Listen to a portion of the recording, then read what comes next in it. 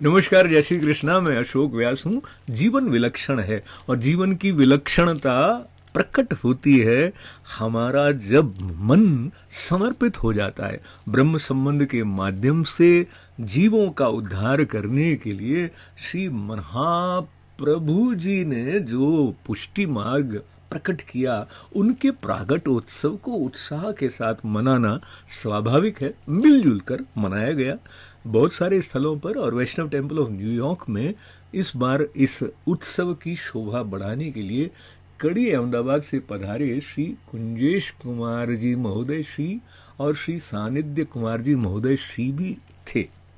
कुंजेश कुमार जी यानी कुंजेश बाबा जी के साथ में वल्लभ जयंती की महिमा पर जो चर्चा हुई वो आप देखेंगे। वल्लभाचार्य जी के बारे में आप कुछ और जानेंगे। तो ये एक प्रस्तुति ऐसी है जो भक्ति के रस को बढ़ाने वाली है और अनुग्रह से प्रस्तुत हुई है। तो आइए मिलजुल कर इसका आनंद लेते हुए मैं धन्यवाद दूं कैमरा पर मदद करने वाले जीतू भाई का प्रेम के साथ, और सभी वैष्णवों को वल्लभ जयंती पर पुनः बधाई देते हुए बढ़ते हैं इस प्रस्तुति की तरफ।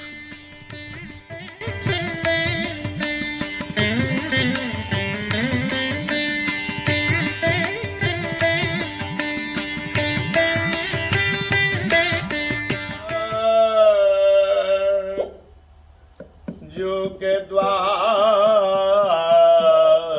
भीर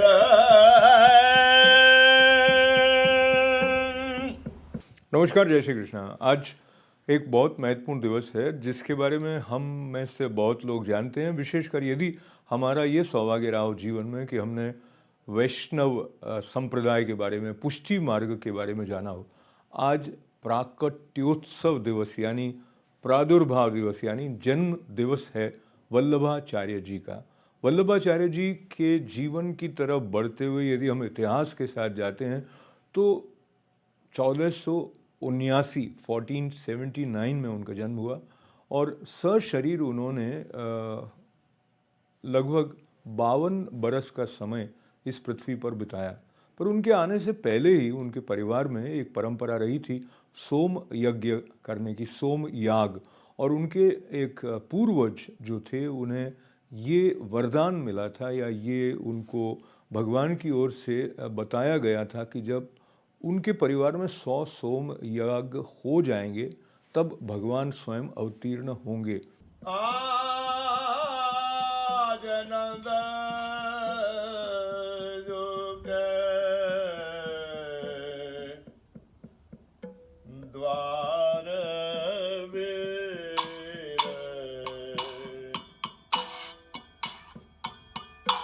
गावत मुखिया जी। तो पीढ़ी दर पीढ़ी उनके परिवार में सोम यज्ञ करते रहे। ये बात भी ध्यान देने की है कि एक कुल परंपरा के साथ में आध्यात्मिक परंपरा का निर्वहन करने वाले ये निष्ठावान परिवार में जब पधारे हैं तो उस समय उनके पिताजी को पता था और वो वाराणसी से चंपारण की ओर जा रहे थे और 100वां सोम याग पूरा हुआ था। उनके पिताजी का नाम लक्ष्मण भट्ट जी था और तेलुगु ब्राह्मण परिवार में जन्मे वल्लभाचार्य जी ने पुष्टि मार्ग की स्थापना की। और ये बात 15वीं शताब्दी की है। उन दिनों में जब आप पधारे थे तो हिंदू मुस्लिम जो एक कॉन्फ्लिक्ट था उसको लेकर भी उनके परिवार को एक स्थान से दूसरे स्थान पर जाना पड़ा था। पुष्टि मार्ग का मुख्य केंद्र नाथद्वारा में है और श्रीनाथ जी के स्वरूप के बारे में परिचय देने के साथ साथ भक्ति मार्ग की इस परंपरा को स्पष्ट करने वाले जो वल्लभाचार्य जी हैं, उनके जन्म दिवस के अवसर पर श्री कृष्ण भगवान के साथ अनुराग को बढ़ाने वाली ये रसमय और श्रृंगार प्रधान जो भक्ति पद्धति है, इसको स्पष्ट करते हुए उन्होंने अपने जीवन में लगभग 84 स्थानों पर भागवत जी पर व्याख्यान किए। तो वो जो सब स्थान हैं उन्हें 84 बैठक जी कहा जाता है।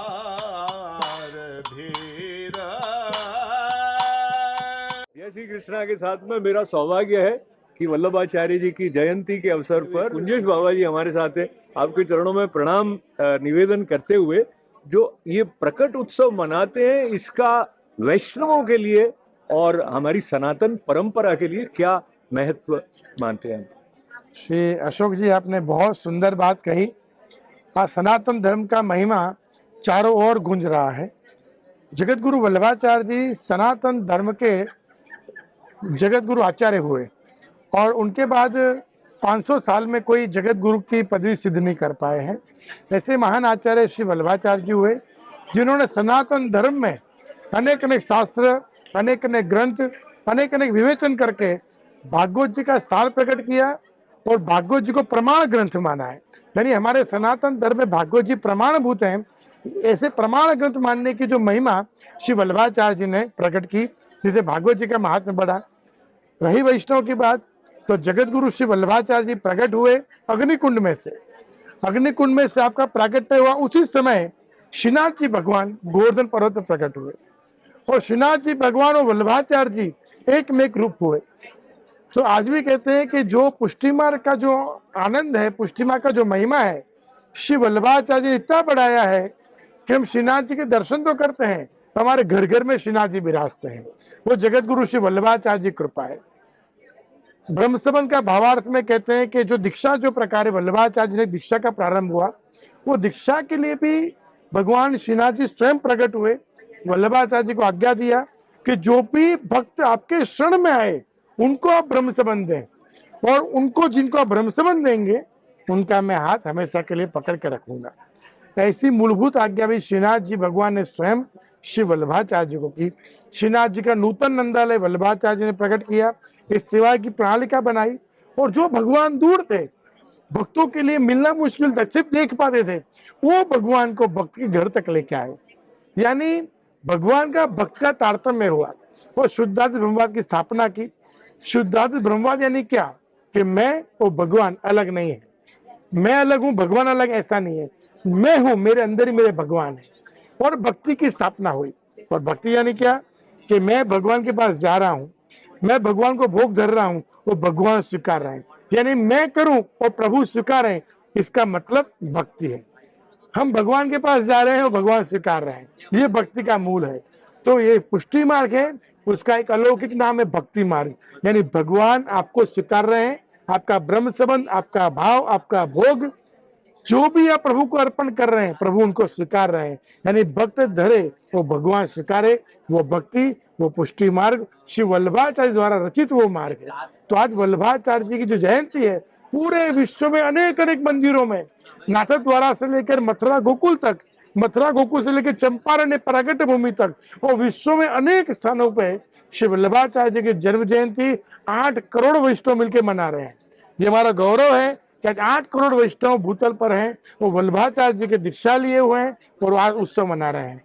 तो अशोक भाई, आपको मिलके हृदय से अत्यंत प्रसन्नता हुई कि आप श्री वल्लभाचार्य जी के अति अनुग्रह थे, कृपा पात्र हैं और आप में भक्ति भाव, यश कीर्ति वृद्धि हो, ऐसी शुभकामना श्री वल्लभाचार्य जी के जन्म जयंती के दिन आपको शुभकामना आश्रय प्रदान करते हैं। तो मैं बहुत आपका अब श्री आचार्य जी महाप्रभु के सेवक पूरनमल जयबल क्षत्रिय अंबालय में रहते तिनकी वार्ता को भाव कहते हैं। भाव प्रकाश ये लीला में श्री ललिता जी की सखी हैं, इनको नाम चित्रलेखा है। श्री स्वामिनी जी की कुंज रचना तामे नाना प्रकार के चित्र करते हैं। सो अंगलय में एक क्षत्रिय घर जन्मे, सो पूरनमल को पिता हथियार बांधी के चाकरी करतो और पूरनमल को एक जौहरी को संग भयो, सो जवार को कसब सीखे, 100 बरस 20 के पूरनमल भये।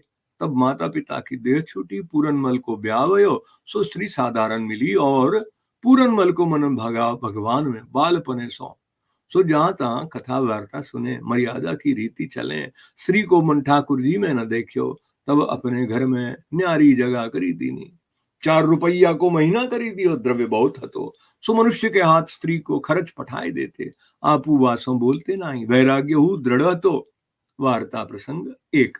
सो इन पूरनमल की गांठी में द्रव्य बहुत हतो, सो एक समय रात्रि को पूरनमल को देवी जीव जानी श्री गोवर्धन स्वप्न में कहें, जो ब्रज में गोवर्धन पर्वत है ता हम प्रकट भये हैं, सो तू आए के हमारो मंदिर समराव और श्री आचार्य जी को सेवक हो, तब पूरनमल जागी के सवेरे भय सगरो द्रवे बेलो करी, ब्रज में गोवर्धन के आय दर्शन किए, पाछे रामदास भितरिया सो पूछे जो मऊ को श्रीनाथ जी ने मंदिर संवराइए की आज्ञा दी नहीं है, सो मैं आयो हूँ। तब रामदास सदु पंडे कहे, सब कहे जो श्रीनाथ जी तो श्री आचार्य जी के ठाकुर हैं, सो अब 2-4 दिन में श्री आचार्य जी पधारी व्यवहारे हैं। तब उनसे पूछी कि उनकी आज्ञा हुई तो मंदिर संवराऊ, पाछे श्री आचार्य जी पधारे। तब पूरनमल ने दंडोत करी, विनती करी जो महाराज मऊ को सेवक करिए और श्रीनाथ जी मंदिर संवराइए की आज्ञा करी है, सो आप वो आज्ञा देव तो मैं संवराऊं। तब श्री आचार्य जी पूरनमल को नाम निवेदन कराए कहे, आगरा ते कारीगर बुलाओ। सो पूरनमल ने कारीगर बुलाए। तब श्री आचार्य जी वासो कहे मंदिर को नक्शा करी ले आओ। तब कारीगर ने मंदिर को नक्शा शिखरबंद किए ध्वजा कलश सहित। तब श्री आचार्य जी कारीगर सो कहे, हमारे ठाकुर को मंदिर शिखरबंद ध्वजा कलश को नाई, नंदराय जी के घर की नाई करो। तब कारीगर ने दूसरी बार घर की नाई की। तब श्री आचार्य जी के हस्त में नक्शा को कागज आयो, तब वही शिखरबंद ध्वजा कलश सहित। तब श्री आचार्य जी कहे शिखरबंद क्यों किए? तब कारीगर ने कहा महाराज हम तो घर की नाई किए थे, सो अब शिखरबंद ध्वजा कलश भयो ताको कारण तो हम जानत नहीं। तब श्री आचार्य जी कहे हम बैठे हैं, हमारे आगे नक्शा तैयार करो। तब कारीगर ने घर की नाई जैसे श्री आचार्य जी कहे तारीति सो कियो। जब नक्शा तैयार हो तब वही शिखरबंद ध्वजा कलश चक्र हो गयो। तब श्री आचार्य जी जाने जो श्री ठाकुर जी की इच्छा ये है जो जगत में पूजाए बहुत जीव उद्धार करेंगे, सो देवालय की रीति यहाँ राखना उचित है। तब इसकी सेवा में आने के बाद न अहंकार होना चाहिए न क्रोध होना चाहिए। अहंकार को ये अपने भक्त के अहंकार को खाता है और अपने क्रोध को पीता है। इसका भोजन और जल यही है, और जो हम इसको भोग लगाते हैं वो तो उस पर कृपा दृष्टि करता है कि सब जीव इसको पाके शुद्ध हो जाए।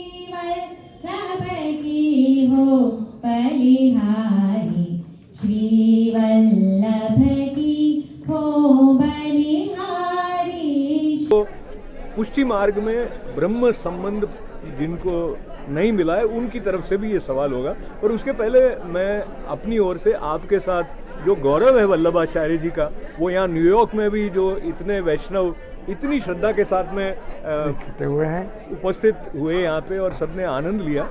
पर मेरा प्रश्न ये है कि जैसे आपने कहा कि भक्त अर्पित करता है, भगवान स्वीकार करते हैं, और ये जो पुष्टि मार्गीय परंपरा है बड़ी रसमय है और इसमें जो कीर्तन इत्यादि का भी महत्व है। बात क्या है कि जब आप पधराते हैं ठाकुर जी को अपने घर पे, वो जो स्वरूप है उसके प्रति एक विशेष आसक्ति हो जाती है। और अब इसमें जब आप श्रीमद् भगवद गीता के साथ आते हुए जो अपने स्वरूप के बारे में भगवान बताते हैं, तो वो सर्वत्र है, सर्वव्यापी है।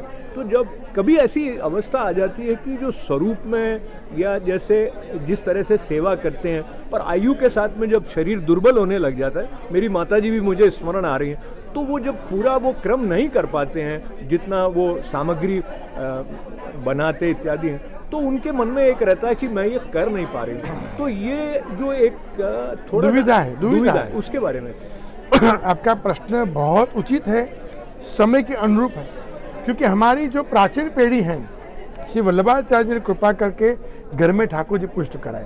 तो सबसे पहले मैं निर्देश करूँ कि प्रभु को पुष्ट कराया नहीं, क्या पुष्ट करना, सेव्य करना, यानी क्या कि भागवत जी में जो वसुदेव जी के भगवान कृष्ण के जन्म के पहले की स्तुति है, 10 श्लोक है, और नंदराय जी के नंद महोत्सव के 18 श्लोक हैं। तो 10 और 18 28 श्लोक हुए। 28 श्लोकों को वल्लभाचार्य जी ने तारतम्य कर कर उनकी पूरी स्तुति बनाई और उनका न्यास करके जो यशोदा जी की माँ जो भगवान कृष्ण थे वही कृष्ण मंत्रों के द्वारा आप जो स्वरूप लेके आए उसमें सिद्ध हुआ। तो वही प्रकार वही सुख यशोदा जी को जो मिला वो आपको मिलेगा। अब समय के जाते जैसे ही आयु बढ़ती है, वृद्धावस्था आती है, तो मन में होता है क्या करें, पर भगवान ऐसे हैं। श्रीनाथ जी कहते हैं आप सेवा करें शिखवे श्री, भगवान खुद सिखाते हैं। और कहा राई समान सेवा को मानत मेरू समान, यानी छोटी राई जितनी सेवा है उसको श्रीनाथ जी मेरू पर्वत मानते हैं। यानी आप भले कम सेवा करें लेकिन श्रीनाथ जी तो सब स्वीकारते हैं। हमारे वहाँ थाल का महत्व नहीं है कि थाल धर के भोग धरो, हमारे वहाँ भाव का महत्व है कि आपके पास भले मिश्री है लेकिन आप में जो भाव है तो प्रभु स्वीकारते हैं। जैसे किसी को भोजन में बुलाए हैं, बहुत सारी चीज़ें उनके लिए बनाई हैं, लेकिन आप जो प्रेम से उनको कहेंगे नहीं लेने के लिए, उनको लेने का आनंद नहीं आएगा। तो एक छोटी सी कोई चीज़ बनाई है, मानो सिर्फ खिचड़ी बना दी आपने या मानो पुलाव बना दिया, गरम करके प्रेम से कहेंगे कि हमने आपके लिए प्रेम से बनाया है, प्लीज़ आप अरोगिए, तो उनको भोजन करने का विशेष आनंद आता है। ऐसे ही हमारे वहाँ मिश्री भोग है, दूध घर है, फ्रूट है, इनका भोग धरते हैं, लेकिन कहानी करते हैं, विनती करते हैं प्रभु मैं तो आपका तुच्छ जीव हूँ, संसार में हूँ, लेकिन आपने कृपा करके ये अधिकार दिया कि मैं आपकी सेवा कर रहा हूँ, तो कृपा करके मेरी सूक्ष्म सेवा स्वीकारिए। तो वो सूक्ष्म सेवा भी आपके भाव आपकी विनती से वो राई समान, वो मानत पे मेरू समान, वो 56 भोग समान हो जाएगी। हम भले सेवा का काम कम करें और ऐसा ही हमारे आगे की जनरेशन में कहें कि भी हमारी जितना आप नहीं कर पाए कोई बात नहीं, डोंट वरी, लेकिन भले कम कीजिए लेकिन कष्ट के साथ रहिए, भले कम कीजिए लेकिन कष्ट के साथ रहे। घर में जो कृष्ण है तो घर मंदिर बन जाता है। पर आज के शुभ दिन आपको यही उपदेश, यही वचन प्रकट करते हैं और वल्लभाचार्य जी के चरणों में दंडवत करें। हमें आपको सबका रक्षण और कृपा से वल्लभाचार्य जी करें, यही विनती के संग हमारे खूब खूब आशीर्वाद। बहुत बहुत धन्यवाद। और समापन के साथ मैं आपका आभार विशेष रूप से व्यक्त करना चाहूँगा, क्योंकि आपकी उपस्थिति से जो एक भाव शुद्धि आती है और एक स्पष्टता आती है, और यहाँ पे पूरा जो वल्लभाचार्य जी की जयंती मनाने का जो एक चेतना का स्तर सबका उन्नत हुआ, उसके पीछे आपकी उपस्थिति विशेष एक उसका भी अपना बहुत महत्वपूर्ण योगदान है।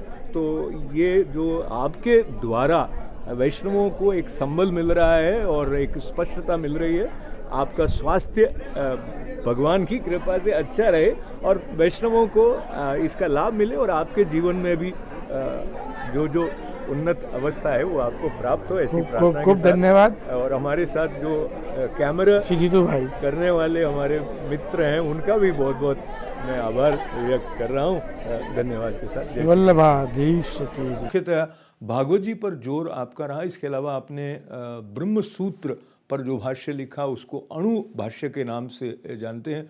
सुबोधिनी जी और षोडश ग्रंथ भी पुष्टि मार्ग में बहुत महत्व के साथ, आदर के साथ, श्रद्धा के साथ अपनाए जाते हैं। और एक महत्वपूर्ण बात ये रही कि इस पुष्टि परंपरा में गृहस्थ धर्म का पालन करते हुए जो सर्वोत्तम है उस तक पहुँचने का जो मार्ग है, इसमें ब्रह्म संबंध पर भी जोर दिया गया और ब्रह्म संबंध के बारे में बताया गया। तो ब्रह्म संबंध को अपनाकर वह जो मंत्र है उसका आधार लेते हुए और सेवा ठाकुर जी की करते हुए उनके प्रति जो अनुराग है उसको शनै शनै अपने भीतर दृढ़ करते हुए जो पुष्टि जन है उनके लिए तो आज का ये दिन विशेष महिमा वाला है ही, पर जो पुष्टि मार्ग में नहीं है उनके लिए भी जो पूरा भारतवर्ष एक है उसकी एकता को अध्यात्म के साथ अनुस्यूत एक ढंग नया देखने का देने वाले वल्लभाचार्य जी ने शुद्ध अद्वैत, जो अद्वैत है वो आचार्य शंकर जी द्वारा प्रदान किया गया, और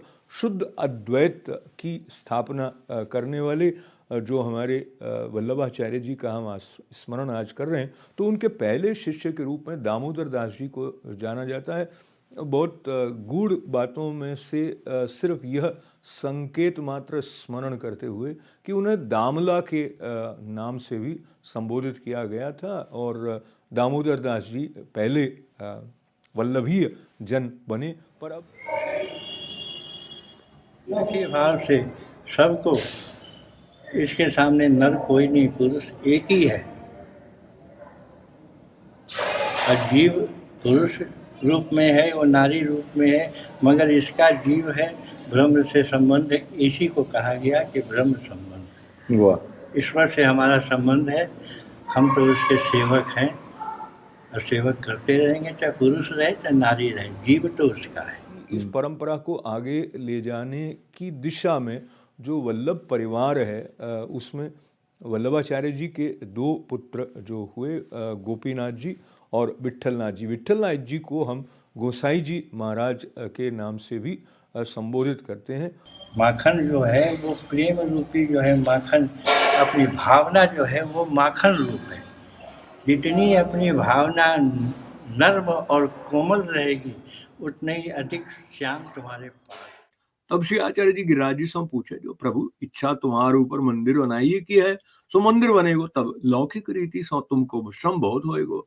तब गोवर्धन जी कहे, हमको परम सुख है, हमारे ऊपर हमारे प्रभु के लिए जो करें ता पर मैं प्रसन्न हो, ताते सुखते मंदिर के लिए लौकिक रीति सब करो, मोको कछु दुख नहीं।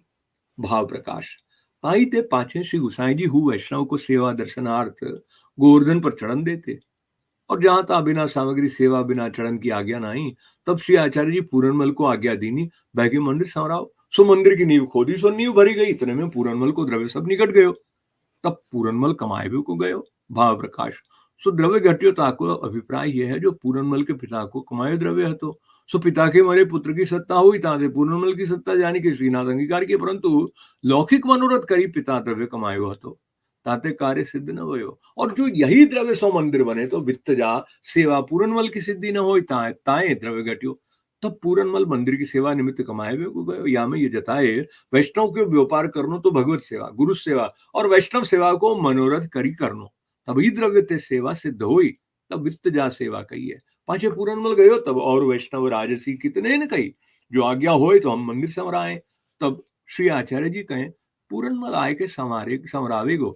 भाव प्रकाश सो यही थे जो प्रभु ने पूरनमल को मंदिर संवराइए की आज्ञा दई है, सो पूरनमल को मनोरथ सिद्ध करावनो है। ता पाछे पूरनमल जवाहर को कसब करी, थोड़े दिन में बहुत कमाए के आयो। भाव प्रकाश या में वैष्णव को ये जताए, जो कछु सेवा संबंधी मनोरथ करी व्यापार करिए, और कार्य सिद्ध होनहार न हुई, तो व्यापार सिद्ध न हुई। तब वैष्णव सब भगवत इच्छा माने, हरक शोक न करे, प्रभु को जितनो करनो होई तितनो सहजी में सिद्ध होई। सो द्रव्य लेके पूरनमल आए, मंदिर सिद्ध कराए। तब श्री आचार्य जी आचो मुहूर्त देखी के श्री गोवर्धन अंदर को मंदिर में पधराए, अक्षय तृतीया के दिन। तब पूरनमल ने बहुत द्रव्य खर्च किया, आभूषण वस्त्र सामग्री भेड़ आदि। तब श्री आचार्य जी प्रसन्न हुई के पूरनमल सो कहें, जो तेरो मनोरथ होई सो राखे मती, सब करियो। तब पूरनमल ने श्री आचार्य जी से विनती करी, महाराज धीराज, मेरो ये मनोरथ है, जो अपने हाथ सो अति सुगंध को अगरजा श्री अंग में समर्पो। तब श्री आचार्य जी कहे, सुखेन मनोरथ करो। तब पूरनमल ने अत्यंत सुगंध को अर्गजा सिद्ध करके सर्वांग में लगाए, बहुत आनंद पाए। तब श्री आचार्य जी श्री अंग को प्रसादी उपरना पूरनमल को उड़ाए, पांचे द्रव्य बहुत बच्चे। सो पूरनमल ने श्री आचार्य जी की भेंट कियो। भाव प्रकाश सो पूरनमल को मनोरथ याते भयो, जो पूरनमल को लीला में चित्रलेखा सखी अपने स्वरूप को ज्ञान भयो। तब श्री आचार्य जी को प्रसन्न जानी, मन में विचार कियो, जो मैं मंदिर संवरायो, सो सेवा तो लीला हूं में मिलत है, कुंज संवरावे की, परंतु श्री आचार्य जी मुख्य श्री स्वामिनी रूप है, तिनकी कृपा ते कछु श्री अंग की सेवा करे ले। ये विचारी अर्घजा लेपन की सेवा श्री स्वामिनी जी अपने हाथ से प्रभु को समर्पित है। संयोग समय और विप्रयोग समय ललिता जी श्री ठाकुर जी को समर्पित है। कहते अर्घजा श्री स्वामी जी के श्री अंग के भाव सो है। सो श्री स्वामी जी की कृपा बिना ये सेवा कहाँ मिले। सो श्री आचार्य जी की प्रसन्नता सो पूरनमल को मनोरथ सिद्ध भयो। और श्री आचार्य जी प्रसादी उपरना अपने उड़ाए, तामे सगरो शरीर पूरनमल को अलौकिक मानसी जो सेवा योग्य वह गयो। ताते पूरनमल भगवत सेवा नहीं पधराई, मानसी में मगन भय मंदिर संवराए, तामे वित्त जा सेवा सिद्ध भई। यहाँ में ये जताए, जो भाव करी के एक ही सेवा में फल भयो। एक दिन अर्घजा लगाए, तन करी धन करी मंदिर संवराए, ताते भाव बिना जन्म भरी तनुजा वित्त जा सेवा करते हैं, परंतु मानसी फल रूप पावत नाई। सो प्रीति सो एक ही बार में फल पाए, ताते प्रीति सर्वोपरि फल को सिद्ध करत है। ये जताए। पांचे बरस के बरस श्री गुसाई जी पूरनमल को प्रसादी दगला पठावते। भाव प्रकाश सो दगला श्री गोवर्धन जी को स्वरूप है। सो पूरनमल पास आप वही पदार्थे सो पूरनमल हृदय में अगाध भाव है, अष्टप्रहर लीला में मगन रथ हैं, ताते इनकी वार्ता को भाव कहाँ ताई कहिए। ऐसे भगवत ये पूरनमल है जो श्रीनाथ जी आप ही प्रमेय बलते हैं, घर में दर्शन दे, मंदिर समराय वे की आज्ञा दिए। और पुनः एक बार वल्लभाचार्य जी के जन्म दिवस पर बहुत बहुत मंगल कामनाएं और बधाई देते हुए श्री कृष्ण शरणम मम, यह जो अमोघ और बड़ा बलशाली भक्तिवर्धक मंत्र है उसका 3 बार आपके साथ उच्चारण करते हुए श्री कृष्ण शरणम मम, श्री कृष्ण शरणम मम, श्री कृष्ण शरणम मम, वल्लभाधीश की जय।